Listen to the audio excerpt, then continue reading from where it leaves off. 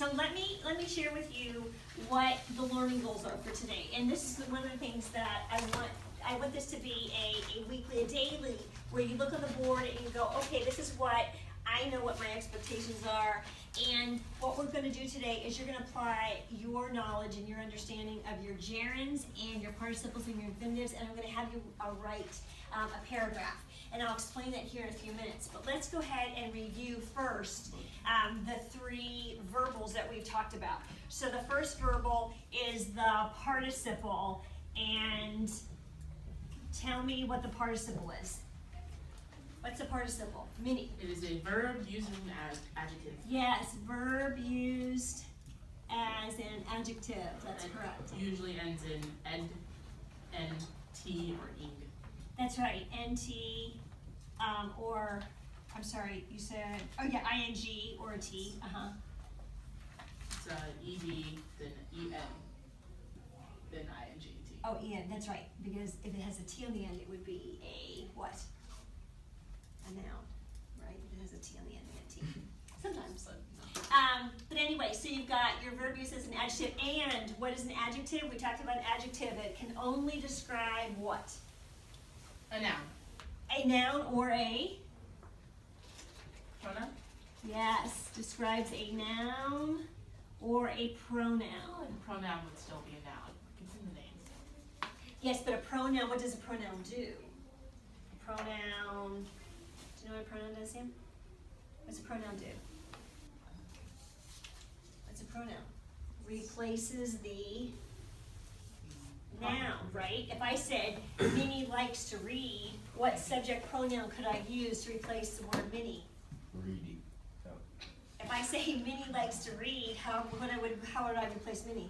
She likes to read. She likes to read. That's what we call a subject pronoun. Okay, so participle. It's only used as an adjective. What about the gerund? What's the gerund? What's the gerund? Gavin, what's the gerund? Do you know? Let's see if Gavin can tell me what it is. A word that is made from a verb Yes? and used as a noun. Yes. So this is a verb used as a noun. All right?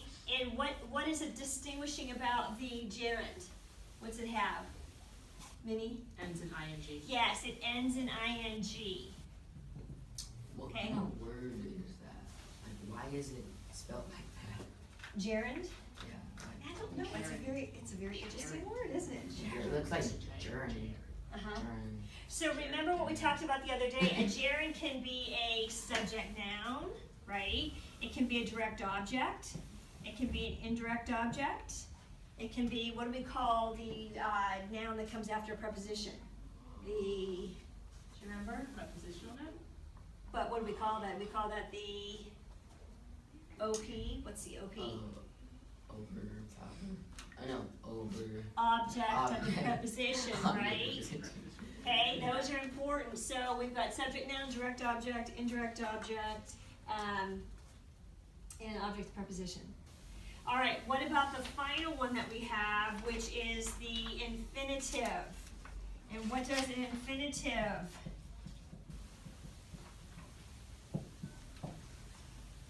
It's a verb used as an adjective, an adverb, or a noun. Right, verb used as an adjective, an adverb, or a what? A noun. Or a noun.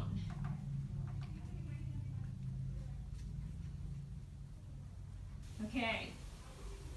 So for example, if you look on page 256, look at the examples that they have here. For subject, to study is important. Sam, could you close that down please for me?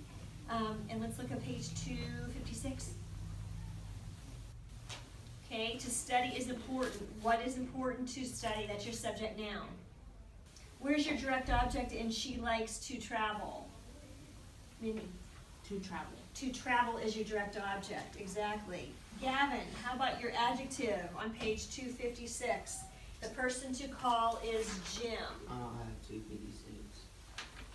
The infinitive one. The infinitive. I got got 251 and 246. That's where we are, 256, 46. 246. Yeah. Okay, there we go. 46 is the part. So, Yeah. so the object, or the adjective, the person to call is Jim. Which person, the one to call. Alright? Okay, so here's what I would like for you to do today.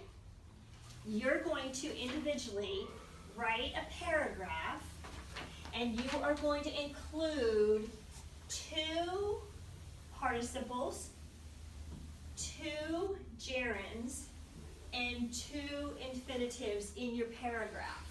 Alright? You can write about whatever you want. It could be about the poetry unit that we're doing. What do you love about the poetry unit? What are you learning from the poetry unit? What do you not like about the poetry unit? Do you like poetry?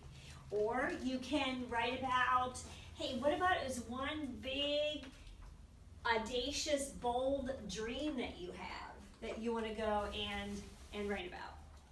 Okay? So that's what I want you to do. I want you to write a paragraph. I want the paragraph obviously to be at least, say, 10 sentences. Okay, I want them to be 10 sentences. And for Minnie and Sam and Gavin, you will also include in your paragraph, you're going to add an imperative and an interrogative. I have no idea what those words mean.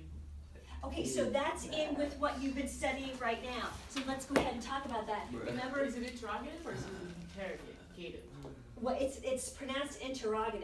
Interrogative. But remember the See. interrogative, now that's on your playlist, that's in the same playlist as your gerund, infinitive, and participle.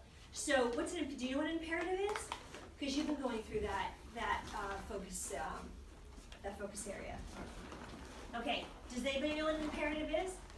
An imperative is a command. Okay, so for example, if I say, run to the door, that's an imperative, that's a command. So that means interrogative. That's a question, right? That's a question, exactly, so this is a question, Interrogation. okay? Alright, so interrogative comes from this here, remember inter, do you guys remember what the word inter means?